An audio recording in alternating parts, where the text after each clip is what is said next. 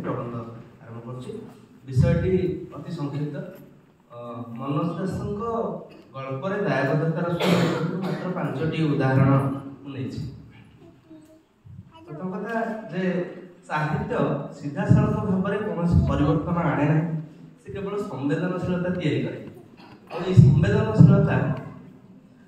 सब भी प्रचार धर्मी आदर्शवादी न होगा दरकार कहीं आमको गाड़ी देकी जड़े जिते उपदेश प्रदान करे आम से उपदेश को पालन करूना विरक्ति आसे से विरक्ति न आसवा साहित्य आमको उस्काए प्रचोदना दिए बारंबार बाध्य कराए गल्प मध्यम वक्रोक्ति मध्यम बुले मंचे कहीकि समाजर व्यक्ति मानकर चारित्रिक परिवर्तन आने हूँ तार काम सीधा सड़क भाव गाड़ी देवा नुहे। मनोज दास गल्प पढ़ला बेले प्रथम चिंता कली पूर्व मैंने चेष्टा कर पढ़ी फकीरमोहन रानीपुओ अनंता गल्प हो गोदावरी सिंह मागुणीर सबल गप हो सब गपे कौटी ना कौटी सामाजिक चित्र को उपस्थापन कला बेले से गोटे परिवर्तन आशा करते जहाँ भूल होती से भूल सुधार केमी हो पार गल्प पढ़ला से जदि पाठक मन भितर तैयारी नहला पाठक जदि से नहीं चिंता न कला तार से सब गल्पर सफलता कहीं तेणु मनोज दास को पढ़ला बेले मु अपहृत टोपीर रहस्य कथा गल्पटी को जो पढ़ी से देखा मिलला से कहते प्रथम जे अनेक वर्ष तलर घटनाटी विवृत करने पछरे महाराणा बाबू अथवा तत्कालीन मत्स्य कर्कट आदि तथा कारुकला विभाग मान्यवर मंत्री वीर बाबू को व्यंग करने निष्ठुर उद्देश्य जे मोर नाही एतक आपण माने विश्वास करिवे मोर आशा कथा कहउछन मनोज दास अर्थात से एया कहउछन जे मु व्यंग करू नाही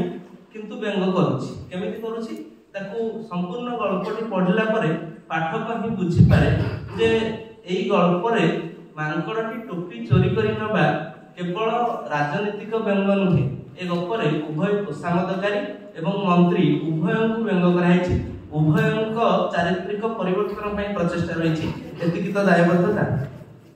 सेमती आम देखिपर एक चोरीर वृत्तांत गल्प से गपरे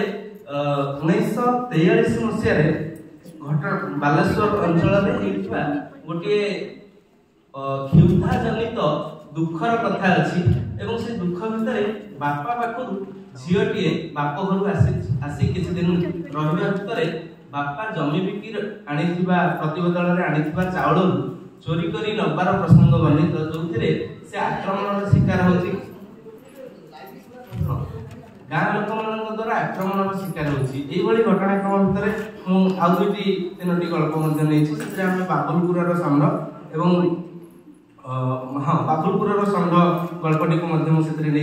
से भाव में धार्मिक शोषण कथा वर्णना करामी राजनेता मैंने धर्म को पाथेय करी धर्म को आश्रा करी लोक मानक शोषण करती एक कथा मनोज दास कहते नुहे ता पूर्व आम धूलिया बाबा मनामनी भाई गल्प जहाँ फकीरमोहन लिखिते से सामान चित्र देखीचे तापर कौन समाज बदली जाइए जदि बदली जाता मनोज दास पुणी आउ थे प्रयास करने पड़ता कहीं तेणु समाज परिवर्तित होना किंतु ये प्रतिवादर स्वर में परिवर्तन आसीना से प्रतिवाद सेमती जारी रही परवर्ती समय लोक मान परिवर्तन प्रयास रही समुद्रर क्षुधा गल्प को नहीं जो आम देखा मनुष्यर दुख और दैन्य निर्लिप्त भाव में लेखक केवल देखुना चित्रण कर चित्रण माध्यम जेहेतु प्रभावशाली होना से दार्शनिक छात्र गोटे